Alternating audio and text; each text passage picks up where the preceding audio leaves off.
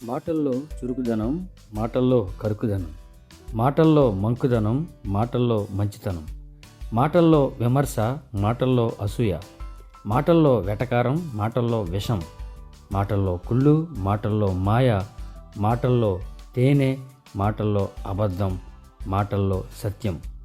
హృదయం దేనితో నిండితే అదే నోరు పలుకుతుంది. మత్తయి సువార్త 12:24లో ఉంటుంది. నీ మాటను బట్టియే మంచివాడు అని, నీ మాటను బట్టియే చెడ్డవాడు అని తెలియబడుతుంది. మాటలు జాగ్రత్త. మాటలు సరిగ్గా రాకపోతే నేర్చుకో. నేనింతే, నా మాటలు ఇంతే, నేను ఇలాగే ఉంటాను, నువ్వు అలాగైతే అవ్వచ్చు. కానీ మనిషి జీవితం నిరంతరం నేర్చుకునే ప్రయాణం. కాబట్టి మంచిగా మాట్లాడడం ప్రారంభిస్తే చుట్టూ వాతావరణం ప్రశాంతంగా ఉంటుంది. ఐస్ చల్లగా, నిప్పు వేడిగా, కారం మంటగా, చక్కెర తీయగా ఉంటుందని ఎలా తెలుసు? వాటిని రుచి చూసావు, తాకావు, అనుభవం ఉన్నది. నీ జీవితంలో నీ మాటల వలన ఎంతోమందిని కోల్పోయావు. ఇందులోనూ చాలా అనుభవం ఉన్నది.